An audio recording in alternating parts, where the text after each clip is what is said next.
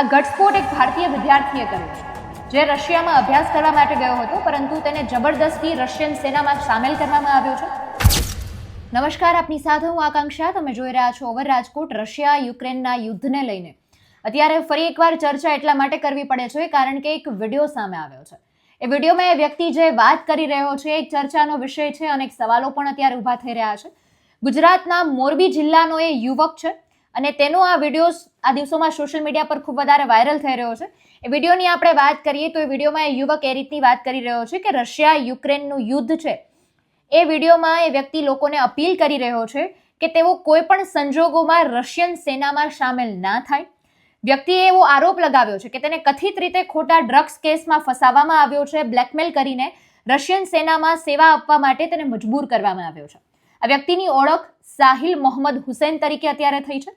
કહેવામાં આવી રહ્યું છે કે સાહિલે આ વિડીયો યુક્રેનિયન સેના દ્વારા પકડાયા પછી બનાવ્યો છે.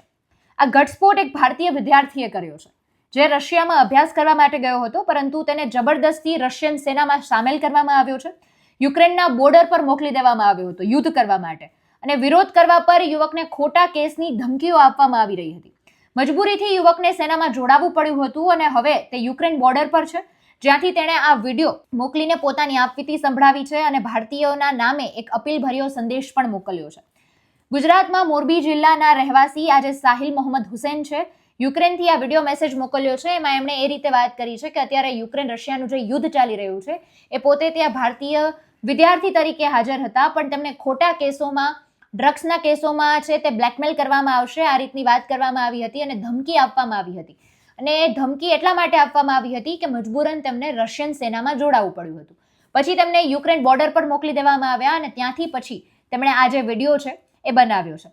તેમણે આ જે રશિયામાં ભણવા માટે ગયા હતા, પરંતુ ડ્રગ્સ સ્મગલિંગના ખોટા કેસ કરવામાં આવશે અને પછી વડાપ્રધાન મોદી પાસે પણ તેમણે મદદ માંગી છે, જેના જવાબમાં વિદેશ સચિવ વિક્રમ મિશ્રીએ ભારતીયોની મુક્તિ માટે પ્રયાસ કરવા માટેની જવાબ આપ્યો છે. સાહિલે એવું પણ કહ્યું છે કે તે અત્યારે યુક્રેન બોર્ડર પર ગયો છે. યુક્રેનની સેનાએ તેમને પકડી લીધો છે. રશિયામાં તે જ્યારે અભ્યાસ કરતો હતો ત્યારે કુરિયર કંપનીમાં પાર્ટ ટાઈમની જોબ કરતો હતો. એક દિવસ રશિયન પોલીસે તેને પકડી લીધો.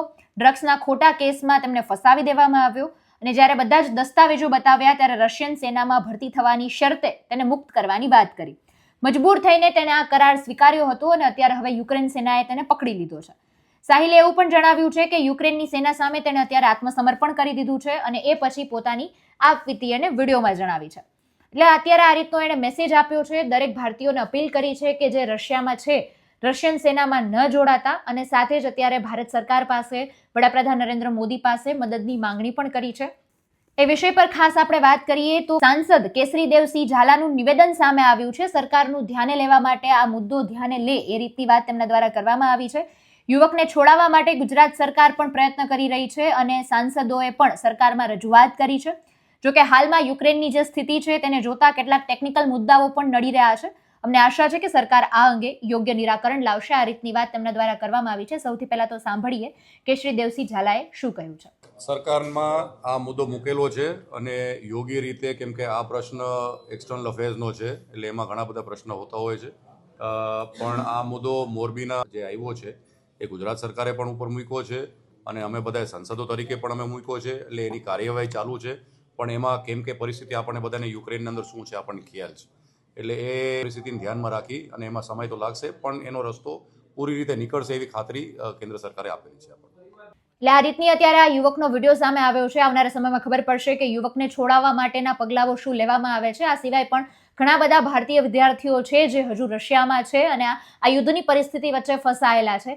તેમને બચાવવા માટેના સરકાર દ્વારા શું પ્રયત્ન કરવામાં આવે છે એ પણ જોવાનું રહ્યું. આ વિષયને આપ કઈ રીતે જુઓ છો એ કમેન્ટમાં જણાવજો. ફરી મળીશું. અમને રજા આપશો. નમસ્કાર.